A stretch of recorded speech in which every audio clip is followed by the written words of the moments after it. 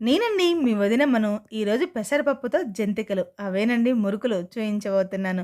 ఉడికించిన పెసరపప్పుతో చేయబోతున్నాను. నేను వీటిని తయారు చేయడానికి నార్మల్ పెసరపప్పును ఉపయోగించానండి. పొట్టు పెసరపప్పుతో గనక మనం చేసుకున్నట్లయితే ఇంకా టేస్టీగా, ఇంకా క్రంచీగా వస్తాయండి. కావాలంటే సౌండ్ ఒక్కసారి వినండి.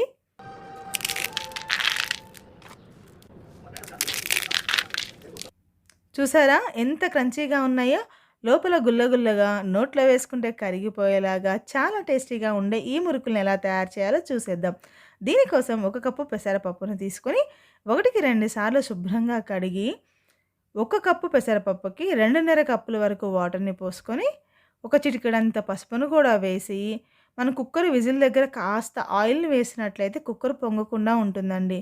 కుక్కర్‌ని క్లోజ్ చేసి విజిల్ పెట్టి 3 విజిల్స్ వచ్చేంత వరకు ఉడికించుకోవాలి. 3 విజిల్స్ వచ్చాయా? స్టవ్‌ను ఆఫ్ చేసి పూర్తిగా చల్లారనివ్వండి. పూర్తిగా చల్లారాక మెత్తగా మెదుపుకొని ఒక ప్లేట్‌లోకి ట్రాన్స్‌ఫర్ చేసుకోండి. ఈ మిశ్రమం పూర్తిగా చల్లారాలండి.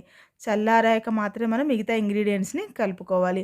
ఆలోపు మురుకుల గొట్టాన్ని తీసుకొని నేను మురుకులు సింగిల్ హోల్‌తో వేయబోతున్నానండి. అంటే సింగిల్ హోల్ ఉన్న ప్లేట్‌ని మురుకుల మిషన్‌కి సెట్ చేసుకొని కాస్త ఆయిల్‌తో గ్రీస్ చేసుకొని పక్కన పెట్టుకుంటున్నాను. ఇప్పుడు ఒక ప్లేట్ తీసుకొని దానిలోకి 1 కప్పు పెసరపప్పుకి 4 కప్పుల వరకు వరిపిండిని తీసుకోవాలండి.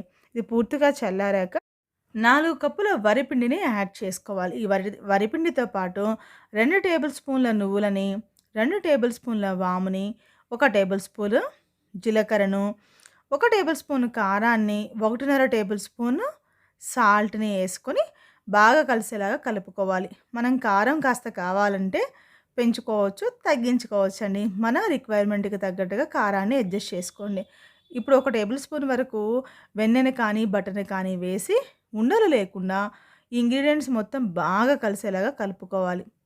కలుపుకున్న తరువాత గోరువెచ్చని నీరు పోసుకుంటూ మన పిండి మరీ గట్టిగా కాకుండా, మరీ పలచగా కాకుండా మధ్యస్థంగా ఉండాలి. బాగా చేత్తో మెదుపుకుంటూ మెత్తగా పిండిని బాగా కలిసేలా కలుపుకొని చిన్న చిన్న ఉండలుగా చేసుకొని రెడీ చేసుకోవాలి. ఇలా చిన్న ఉండలుగా చేసుకుంటే మనం మురుకులు గొట్టంలోకి మనం సెట్ చేసుకోవడానికి చాలా ఈజీగా ఉంటుందండి.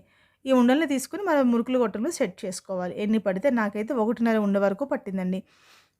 తర్వాత లిడ్‌ని క్లోజ్ చేసి మురుకులు గొట్టాన్ని పక్కన ఉంచుకొని, మిగిలిపోయిన ఉండలన్నీ ఎండిపోకుండా ఒక బౌల్‌లో పెట్టి తడిగుడ్డ కప్పినట్లయితే మన మురుకులు మొత్తం కూడా ఒకేలాగా వస్తాయండి.